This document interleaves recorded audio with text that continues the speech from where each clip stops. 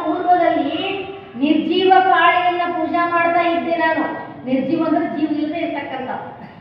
ನಿನ್ನ ಮದುವೆ ಆಗೋಕ್ಕಿಂತ ಪೂರ್ವದಲ್ಲಿ ನಿರ್ಜೀವ ಕಾಳಿಯನ್ನು ಪೂಜೆ ಮಾಡ್ತಾ ಇದ್ದೆ. ನಿನ್ನ ಮದುವೆ ಆದ್ಮೇಲೆ ನಾನು ಸಜೀವ ಕಾಳಿಯನ್ನು ಪೂಜೆ ಮಾಡಕತ್ತೀನಿ ಅಂತಕ್ಕಂಥ.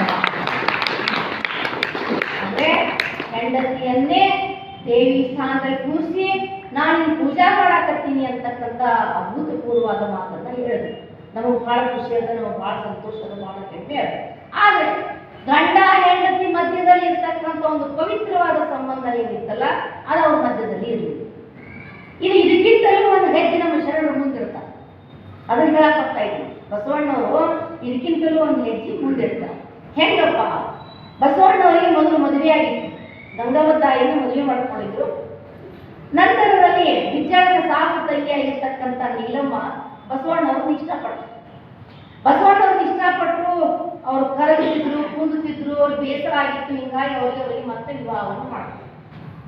ವಿವಾಹವನ್ನು ಮಾಡಿದಾಗ ಮೊದಲ ರಾತ್ರಿ ನೂರಾರು ಆಸೆ ಆಕಾಂಕ್ಷೆಗಳನ್ನ ಕನಸುಗಳನ್ನ ಇಟ್ಕೊಂಡಿರ್ತಕ್ಕಂಥ ನೀಲಮ್ಮ ತಾಯಿ ಕೈಯೊಳಗೆ ಹಾಲು ಹಿಡ್ಕೊಂಡು ಗಂಡನ ರೂಮನ್ನ ಪ್ರವೇಶ ಮಾಡ್ತಾರೆ. ತನ್ನ ಪತಿಯ ರೂಮನ್ನ ಬಸವಣ್ಣವ್ರ ರೂಮನ್ನ ಪ್ರವೇಶ ಮಾಡ್ತಾಳೆ. ಪ್ರವೇಶ ಮಾಡಿದಾಗ ಅಲ್ಲಿ ಒಳಗೆ ಬಸವಣ್ಣವ್ರು ಏನ್ ಮಾಡಿದ್ರು, ವಚನಗಳನ್ನ ಬರೆದು ಆಗ ತಾನು ಮಂಚದ ಮೇಲೆ ಮಲ್ಕೊಂಡಿದ್ರು.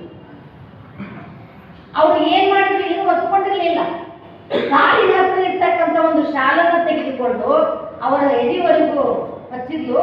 ಹಚ್ಚಿ ಏನ್ ಮಾಡ್ತಾರೆ ಅಂದ್ರೆ ಪಕ್ಕಕ್ಕೆ ಹೋಗಿ ಮಲಗಬೇಕು. ಮಲಗುವಷ್ಟೊತ್ತಿಗೆ ಅಲ್ಲಿ ಒಂದು ಶಬ್ದ ಕೇಳಿ ಬರ್ತಾ ಇದೆ. ಏನ್ ಶಬ್ದ ಅಂದ್ರೆ ಓಂಕಾರದ ನಿನಾದ ಕೇಳಿ ಬರ್ತಾ ಇದೆ.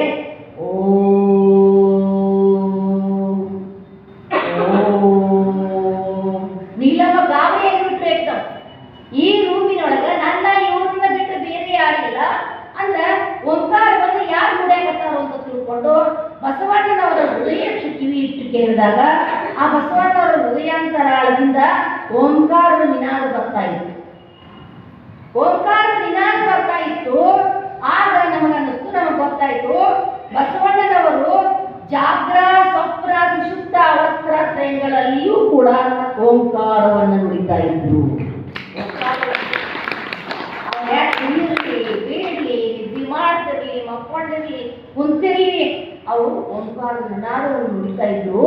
ಅದಕ್ಕೆ ನೀಲಮ್ಮ ತಾಯಿ ಹೇಳ್ತಾಳೆ, ಏನ್ ಹೇಳ್ತಾ ಅಂದ್ರೆ ನಿನ್ನ ಸ್ಥಳಕ್ಕೆ ನಾನು ಏರಿಸು ತಂದೆ. ನಿನ್ನ ಸ್ಥಳಕ್ಕೆ ಅಂದ್ರೆ ನಿನ್ನ ಸ್ಥಾನಕ್ಕೆ ನನ್ನೂ ಕೂಡ ಕರ್ಕೊಂಡು ಹೋಗುವಂತ ತಿಳ್ಕೊಂಡು ಅಲ್ಲಿ ಹೇಳ್ತಾ ಇದ್ದಾಳೆ.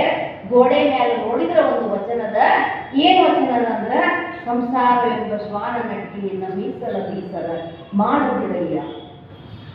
ಸಂಸಾರ ಎಂಬ ಶ್ವಾನ ನಟ್ಟಿ ಮೀಸಲ ಬೀಸಲ ಮಾಡದಿರಯ್ಯ. ಎಲ್ಲ ಚಿತ್ತವು ನಿಮ್ಮ ಧ್ಯಾನವಯ್ಯ. ನೀವಲ್ಲದೆ ಮತ್ತೆ ನನ್ನ ಅದೇನು ಕನ್ನೆಯಲ್ಲಿ ಕೈ ಹಿಡಿದು ನಿಮ್ಮಲ್ಲಿ ನೆರೆದನು ಮನ್ನಿಸು ಕಂಡ ಮಹಾಲಿಂಗರು.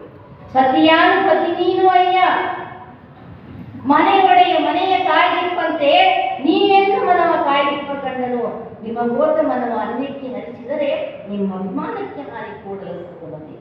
ಸಂಸಾರ ಅಂತಕ್ಕಂಥ ಶ್ವಾನ ಹಟ್ಟಿ ನನ್ನ ಮೀಸಲ ಬೀಸರ ಮಾಡೋಣ ಅಂತಾರೆ. ಮೀಸಲ ಅಂತ ಇರ್ತಾರೆ, ನಿಮ್ಗೆ ಗೊತ್ತಿರಲಿ.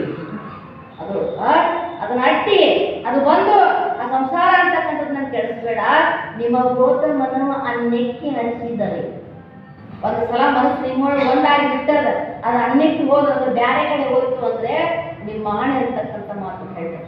ಮನೆ ಒಡೆಯ ಮನೆಯ ಕಾಯಿದಂತೆ ನೀವೆನ್ನ ಮನವ ಕಾಯ್ದ ಗಂಡನು. ಮನೆ ಒಡೆಯ ಕಾಯ್ದಲ್ಲ, ನನ್ನ ಮನಸ್ಸನ್ನ ಕಾಯ್ದಿರ್ತಕ್ಕಂಥವ್ರು ನೀವು ಅಂತಂದಾಗ ಆ ವಚನವನ್ನು ನೋಡಿ ಅವರು ಬದಲಾವಣೆ ಆಗ್ತಾ ಇದ್ದಾರೆ. ನೀಲಮ್ಮ ತಾಯಿ ಬದಲಾವಣೆ ಆಗ್ತಾರೆ. ಹೆಣ್ಣು ಬದಲಾವಣೆ ಆದ್ರು, ಮದುವೆ ಆಯ್ತು, ಸಂಸಾರ ಮಾಡಿದ್ರು, ಪವಿತ್ರವಾದ ಸಂಸಾರ ಮಾಡಿದ್ರು. ಬಾಲ ಸಂಗಯ್ಯ ಅಂತಕ್ಕಂಥ ಒಬ್ಬ ಮಗ ಹುಡ್ತಾರೆ. ಅವ್ರಿಗೆ ಅವ್ರು ಬಹಳ ದಿವಸ ಬದುಕೋದಿಲ್ಲ. ಬಾಲ ಸಂಗಯ್ಯ ಮಗ ಬಹಳ ದಿನ ಬದುಕೋದಿಲ್ಲ. ಬಾಲ ಸಂಗಯ್ಯ ಅಂತಕ್ಕಂಥ ಮಗ ಹುಡ್ತಾನೆ. ಹುಟ್ಟಿ ತದನಂತರದಲ್ಲಿ ಆಗ ನೀಲಮ್ಮ ತಾಯಿ ಒಂದು ವಚನವನ್ನು ಹೇಳ್ತಾರೆ. ಏನ್ ಹೇಳ್ತಾರೆ ಅಂತ ಕೇಳಿದ್ರೆ, ಪುರುಷನೆನ್ನಲಾಗದು ಬಸವಣ್ಣನಾಯನಿಗೆ. ಇದನ್ನ ಕೇಳಿ,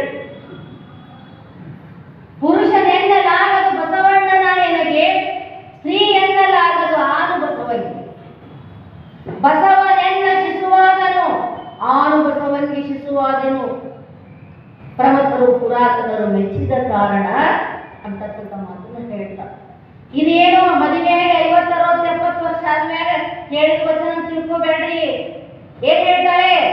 ಪುರುಷನೆನ್ನಲಾಗದು ಬಸವಣ್ಣನಿಗೆ. ಪುರುಷ ಅಂದ್ರ ಅವನ ಗಂಡ ಆಗ್ಲಿಲ್ಲ.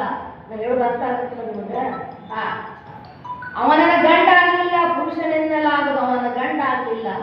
ಸ್ತ್ರೀ ಎನ್ನಲಾಗದು ನಾ ಅವನಿಗೆ ಏಕೆ ಆಗ್ಲಿಲ್ಲ ಅಂದ್ರೆ ನಾವೇನಾದೀವಿ? ಬಸವಣ್ಣ ನನಗೆ ಮಗನಾದ. ಬಸವಣ್ಣ ನನಗೆ ಮಗನಾದ, ನಾನು ಮಗಳಾದೆನು. ಇದು ಮದುವೆಯಾಗಿ ಒಂದು 3-4 ವರ್ಷ ಆಗಿರ್ಬೇಕಂತ ಇಟ್ಕೊಡ್ರಿ. ನಾನು ಅಂದಾಜು ಅದೆಷ್ಟಾಗಿತ್ತು ನನಗೂ ಗೊತ್ತಿಲ್ಲ. ಒಬ್ಬ ಮಗ ಹುಟ್ಟ್ಯಾನ ಇಷ್ಟು ಮೇಲೆ ಅರ್ಥ ಮಾಡ್ಕೊಳ್ಬೇಕು. ಸಂಸಾರ ಮಾಡಿ ನಂತರದಲ್ಲಿ ನಮ್ಮ ಮಗಳು ಮಗ ಅಂತಕ್ಕಂಥ ಸಂಬಂಧ ಅಳವಡಿಸಿತ್ತು ಅಂದ್ರೆ ಬಸವಣ್ಣ ಮತ್ತು ನೀಲಮ್ಮ ಎಂಥ ಅಧ್ಯಾತ್ಮದ ತುದಿಗೆ ಏರಿದ್ರು ಅಂತಕ್ಕಂಥದ್ದನ್ನು ನೀವೆಲ್ಲ ಅರ್ಥ ಮಾಡ್ಕೊಳ್ಳಿ. ಎಂಥ ಅಧ್ಯಾತ್ಮದ ತುದಿಗೆ ಏರಿದ್ರು. ಅವ್ರು ಸಂಸಾರ ಮಾಡಿ ತಾಯಿ ಮಗ ಆದ್ರು, ತಂದೆ ಮಗಳಾದ್ರು. ಆದ್ರೆ ಪರಮಹಂಸರು ಸಂಸಾರ ಮಾಡಲಾರ್ದ ತಾಯಿ ಮಗ ತಂದೆ ಮಗಳು ಆಗ್ತಾ ಇದ್ದಾರೆ. ಹಂಗಾಗುದೇನು ದೊಡ್ಡದಲ್ಲ, ಹಿಂಗಾಗುದೈತ ಇದು ಬಹಳ ದೊಡ್ಡದಾಗಿರ್ತಕ್ಕಂಥ. ಇದು ಬಹಳ ದೊಡ್ಡ.